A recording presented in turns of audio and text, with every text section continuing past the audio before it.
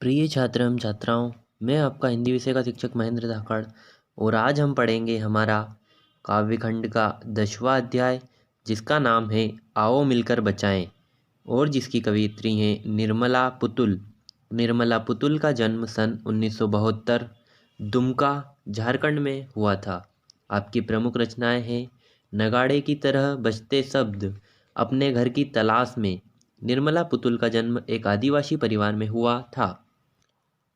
अपनी बस्तियों को नंगी होने से, शहर की आबो हवा से बचाएं उसे, बचाएं डूबने से पूरी की पूरी बस्ती को। हड़िया में अपने चेहरे पर संथाल परगना की माटी का रंग, भाषा में झारखंडीपन। उपयुक्त काव्यांश पाठ्य पुस्तक आरोह भाग 1 में संकलित आज मिलकर बचाएं नामक कविता से उद्धृत है। इसकी लेखिका संथाली कवियत्री निर्मला पुतुल है। यह कविता संथाली भाषा से अनुदित है। कवयित्री अपने परिवेश को शहरी अपसंस्कृति से बचाने का आह्वान करते हुए कहती है कि हम सब मिलकर अपनी बस्तियों को शहरी जीवन शैली के प्रभाव से अमर्यादित होने से बचें। शहरी सभ्यता ने हमारी बस्तियों का पर्यावरणीय व मानवीय शोषण किया है। हमें अपनी बस्ती को शोषण से बचाना है, अन्यथा पूरी बस्ती हड्डियों के ढेर में दब जाएगी। कवयित्री कहती है कि हमें अपनी संस्कृति को बचाना है।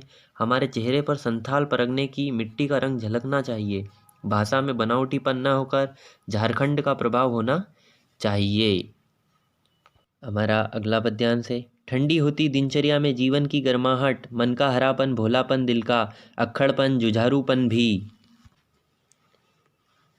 शहरी संस्कृति के प्रभाव से क्षेत्र के लोगों की दिनचर्या धीमी पड़ती जा रही है। उनके जीवन से उत्साह समाप्त हो रहा है। उनके मन में जो खुशियाँ थी वे समाप्त हो रही है। कवयित्री कहती है कि हमें प्रयास करना चाहिए ताकि लोगों के मन में उत्साह, दिल का भोलापन, अक्खड़पन व संघर्ष करने की क्षमता वापिस आए। भीतर की आग, धनुष की डोरी, तीर का नुकीलापन, कुल्हाड़ी की धार, जंगल की ताजी हवा, नदियों की निर्मलता, पहाड़ों का मौन, गीतों की धुन, मिट्टी का सौंदापन, फसलों की लहलहाहट। प्रस्तुत पंक्तियों में कवयित्री हमें बता रही है कि संथाल के लोगों को संघर्ष करने की प्रवृत्ति, परिश्रम करने की आदत के साथ अपने पारंपरिक हथियार धनुष व उसकी डोरी, तीरों के नुकीलेपन तथा कुल्हाड़ी की धार को बचाना चाहिए। वह समाज से अनुरोध करती है कि हम अपने जंगलों को कटने से बचाएं ताकि ताज़ी हवा मिलती रहे। नदियों को दूषित न करके उनकी स्वच्छता को बनाए रखें। पहाड़ों पर शोर को रोककर शांति बनाए रखें। हमें अपने गीतों की धुन को बचाना चाहिए क्योंकि यह हमारी संस्कृति की पहचान है। हमें मिट्टी की सुगंध तथा लहलहाती फसलों को बचाना है। ये सब हमारी संस्कृति के परिचायक है, अर्थात हमारी संस्कृति की पहचान है ये सब। हमारा अगला पद्यांश है।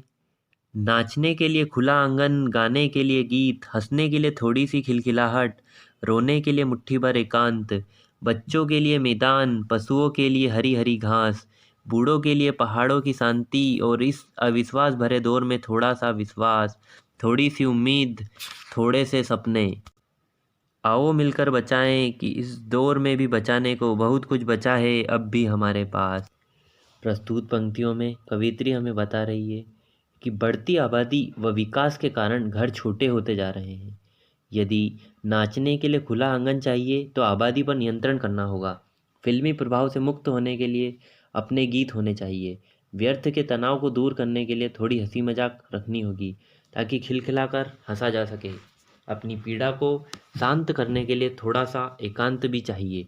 बच्चों को खेलने के लिए मैदान, पशुओं के चरने के लिए हरी हरी घास तथा बूढ़ों के लिए पहाड़ी प्रदेश का शांत वातावरण चाहिए। इन सब के लिए हमें सामूहिक प्रयास करने होंगे और इस अविश्वास भरे दौर में थोड़ा सा विश्वास, थोड़ी सी उम्मीद, थोड़े से सपने। आज चारों तरफ अविश्वास का वातावरण है। कोई किसी पर विश्वास नहीं करता। अतः ऐसे वातावरण में हमें थोड़ा सा विश्वास बचाए रखना चाहिए। हमें अच्छे कार्य के लिए थोड़ी सी उम्मीद भी बचानी चाहिए। हमें थोड़े से सपने भी बचाने चाहिए। आओ मिलकर बचाएं कि इस दौर में भी बचाने को बहुत कुछ बचा है अब भी हमारे पास, ताकि हम अपनी इच्छा के अनुसार कार्य कर सकें। अंत में कवयित्री ने कहा है कि हम सबको मिलकर इन सभी चीज़ों को बचाने का प्रयास करना चाहिए क्योंकि आज के व्यस्त जीवन में अभी भी हमारे पास बहुत कुछ बचाने के लिए शेष है। हमारी सभ्यता व संस्कृति की अनेक चीज़ें अभी भी बचाई जा सकती है। इस प्रकार प्रस्तुत कविता में समाज में उन चीज़ों को बचाने की बात की गई है जिनका होना स्वस्थ, सामाजिक, प्रकृति परिवेश के लिए आवश्यक है। प्रकृति के विनाश और विस्थापन के कारण आज आदिवासी समाज संकट में है, जो कविता का मूल स्वरूप है। कवयित्री को लगता है कि हम अपनी पारंपरिक भाषा, भावुकता, भोलेपन, ग्रामीण संस्कृति को भूलते जा रहे हैं। प्राकृतिक नदियाँ, पहाड़, मैदान, मिट्टी, फसल, हवाएं, ये सब आधुनिकता के शिकार हो रहे हैं। आज के परिवेश में प्रदूषण बढ़ रहा है, जिसे हमें मिटाना है। हमें प्राचीन संस्कारों और प्राकृतिक उपादानों को बचाना है।